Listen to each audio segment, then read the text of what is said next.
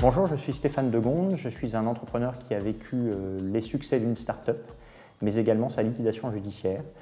Cette start-up spécialisée dans les instruments de paiement privatifs a été liquidée en 2012.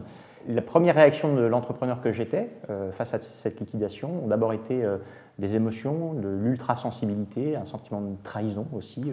Les enseignements en fait, que j'en ai tirés, notamment dans cette sensation que l'entreprise courait à sa perte, sont au nombre de 6. Tout d'abord, la perte d'envie. J'ai senti à un moment de la vie de cette entreprise que l'envie n'y était plus, qu'il y avait un phénomène d'usure, de lassitude.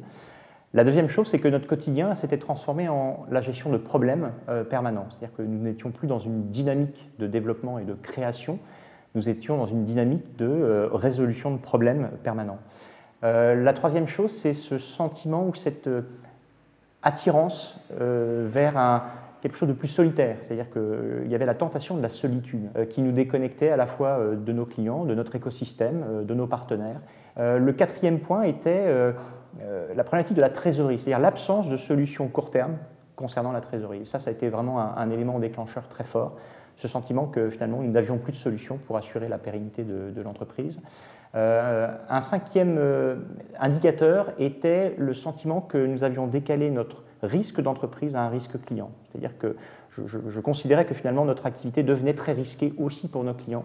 Et ça a été un élément très fort en fait, qui nous a amené à décider la liquidation de l'entreprise pour pouvoir justement assurer la sécurité de nos clients sur le long terme. Et le dernier point, la lassitude des équipes également a été un phénomène important, en fait, une compréhension qu'il y avait une espèce de démobilisation ou une perte de sensation d'équipes qui étaient très mobilisées à nos côtés et qui peu à peu se sont détachées finalement du développement de l'entreprise.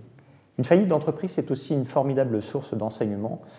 Confronté à la faillite, j'ai eu l'envie de verbaliser, d'analyser, de décrypter les risques que j'avais pris en tant que dirigeant d'entreprise, pas forcément pour raconter mon histoire, mais aussi et surtout pour aller à la rencontre d'autres entrepreneurs et essayer de comprendre les risques qu'ils vivaient dans leur quotidien d'entrepreneur. Les trois grands risques qui sont sortis finalement des échanges que j'ai pu avoir avec ces entrepreneurs, le problème est la question de l'association, de la mauvaise association. Pour quelle raison ? Parce que lorsqu'on s'associe, on s'intéresse finalement à une seule chose qui est la complémentarité des expertises. On oublie une chose absolument essentielle qui est la correspondance des profils d'entrepreneurs. La deuxième chose, c'est l'absence de ménagement. Un entrepreneur a souvent tendance à aller jusqu'au bout de l'usure, d'aller beaucoup trop loin et de ne pas se ménager. Et la troisième chose, c'est la fusion des risques personnels et professionnels. Ne pas signer, ne pas avoir de contrat de mariage, par exemple, consommer toute son épargne, ne pas souscrire à une assurance chômage, autant de risques qui pèsent finalement sur le foyer, sur l'homme entrepreneur. On décale donc le risque de l'entreprise au risque personnel. L'une des clés pour rester lucide finalement sur ce parcours d'entrepreneur, je pense que c'est avant toute chose de rester connecté à son écosystème, de rester connecté à son entourage, d'avoir des relations avec des mentors, d'avoir des relations avec des pairs entrepreneurs qui vous permettront justement de prendre ce recul nécessaire sur les difficultés auxquelles vous pouvez vous confronter et sur lesquelles vous n'avez finalement pas suffisamment de recul. Donc, restez connectés, ça c'est le conseil majuscule que je pourrais donner à tous ces entrepreneurs qui veulent se lancer.